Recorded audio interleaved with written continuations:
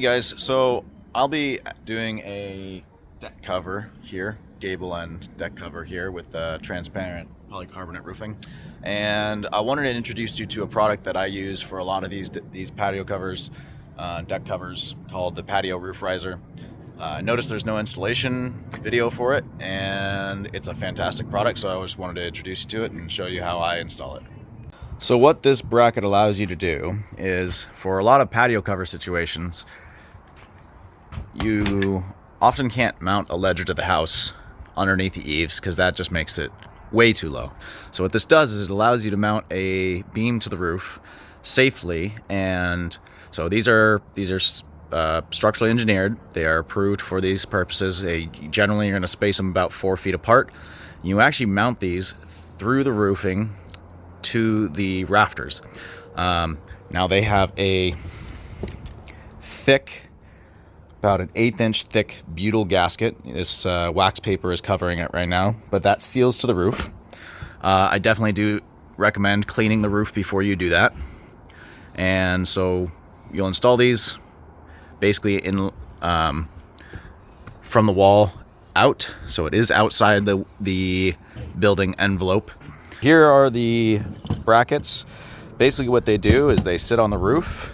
You can lock them in at different angles, and then they hold a beam like so. There are 2 different brackets. There's the low pro version, and then there's a blade version that you can cut you can basically cut in a post to install and sit in there, like a blade like that, so mounts like that. I don't prefer that method, just personal preference. I like the low pro brackets because I prefer to put a beam in there. Each of these kits is going to come with the brackets, 2 bolts for threading through here if you prefer. I use a different method because I find it faster. What I prefer to do is I use Simpson timber screws, SDWS timber screws, their black outdoor accents version, and their outdoor accents washer, which just happens to perfectly fit in that hole, right? So nice and centered. These are, I think, a 1/2 inch lag equivalent for strength, and gives it a nice ornamental look. Perfectly strong, looks great. You can also do SDS screws here instead. Make sure you check the actual instructions for what structural fasteners are required, but there's lots of different ways to use this. These are the lag bolts that will go down and through here into the rafters.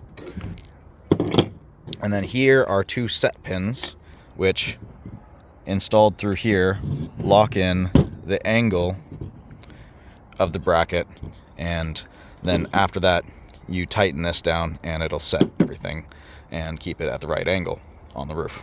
Now these brackets are made in the USA, and I believe they are a local company here to the Pacific Northwest. Looks like they are available in 316 stainless if you're near the ocean. They do make some custom rough sawn sizes, and so if you contact the company, they may be able to get special orders custom for your particular installation. So when you're going to do your project, I highly recommend getting all your tools and your materials staged. I've got all my brackets up here. I've got my lag screws.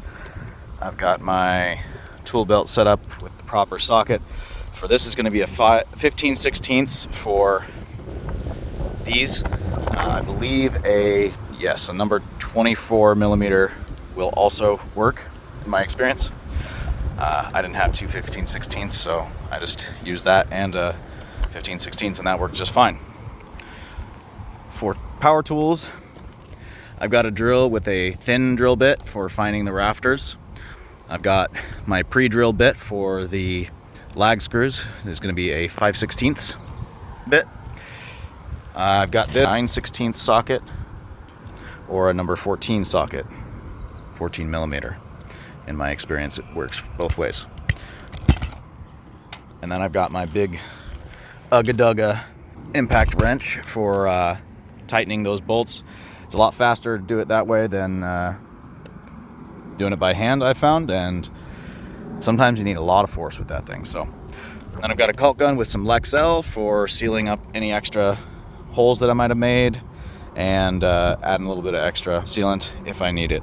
And then big framing square for aligning the rafters with locations and marking them on the roof. So your first step is going to be finding at least one rafter so that you can mark that location and then find the layout of the rafters. That way when you go to pre-drill and find the rafters, you'll be directly over top of them. Unfortunately, this has a soffit. Figuring out what the layout is can be a little tricky when there's a soffit. I like to do a tap test so you can hear the difference. Solid, hollow, and then solid. So these look like they're about 24" on center. So what I'll do is I'll mark, and I'll use a thin bit to try to find that one, measure over 24, use a thin bit, probe for the rafter. If I find it, then I can confirm my layout. I do have a plywood joint here, so I'm gonna go ahead and I squared that all the way around and then onto the roof. Marked it here. And then I'm gonna measure from the gutter back to the wall to find out how far up on the roof I'm gonna put that. And then I'm gonna pre-drill some holes with a thin bit until I find the center of the rafter. I'm gonna go in the center. I'm gonna drill right in the center, and as I go through, if it just drops through, then I know it isn't hitting the rafter. But no, I'm still pushing in, it's still got resistance, cool. So I'm also gonna go ahead, go maybe 3/4 off to the side, see if I can find the edge of the rafter.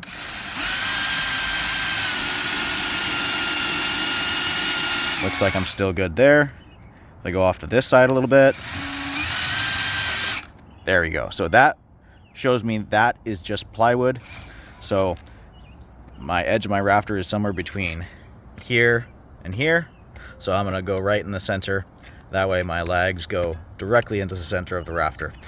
So before I use these to mark my holes, what I'll do is I actually disassemble this so that I've just got the bottom plate.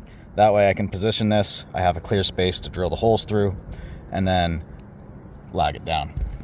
So what you're gonna do is you're just gonna unscrew this, take that off. There is gonna be a plastic washer in the center. Roofs are a little bit of a pain. I like to use that upper bracket as a spot to hold my extra pieces. That way I've just got this to deal with. So I've got my location. I know about where I'm gonna put the bracket. I'm gonna center it where I've located the stud or the rafter to be. Just put a little bit, just do a little pre-drill so I can mark my holes here.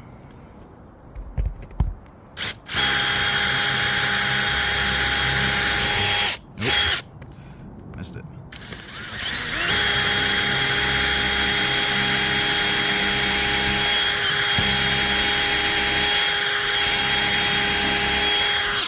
So it's not a perfect science.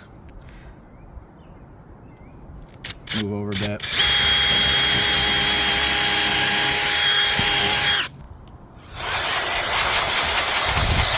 Throw a little Lexel in there just for good measure.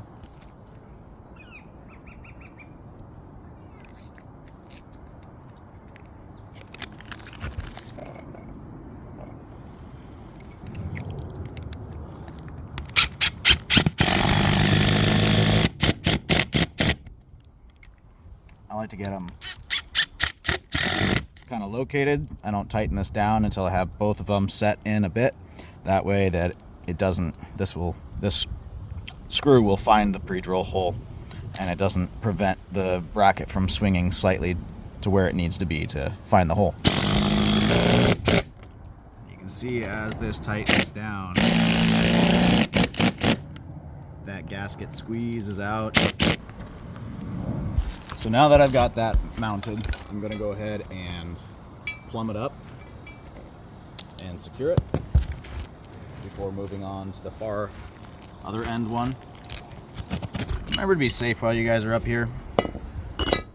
roofs and ladders cause the most deaths in construction. It's not people cutting their arms off or shooting themselves with a nail gun. It's falling off roofs. So I'll thread the bolt through the plastic washer, and there you are. So now I'm going to grab 2 of those pins. Be careful with these, they do have a tendency to run away from you. Everything working on a roof is a little bit of a pain. Luckily this is like a 5/12, not too bad. So first thing I like to do is I'll get it approximately plumb and then stick a pin in through, wiggle it around until I get about where I need to be. One of the sides will be beveled, and it'll be a lot easier to insert the beveled end into the bracket than the other end. Got a magnetic level. Looks like I'm right about plumb there. There we are, easy. Sometimes it's a little bit between the two, and sometimes you got to give it a little what for, and there we are. Now, once I brace this with all the rest of them, it'll be just fine. That beam will be locked in and nice and level, or nice and plumb. So, once I've got those 2 pins, you notice there's a bit of range it can wiggle between. I've got those 2 pins in there. I'm gonna go ahead and hand tighten that, and then bring out the big gun. So I like to have my left hand with the wrench, and then my right hand with a ratcheting socket. This is just the way I've found it to work well, and I'll hand tighten for a bit until it's somewhat tight.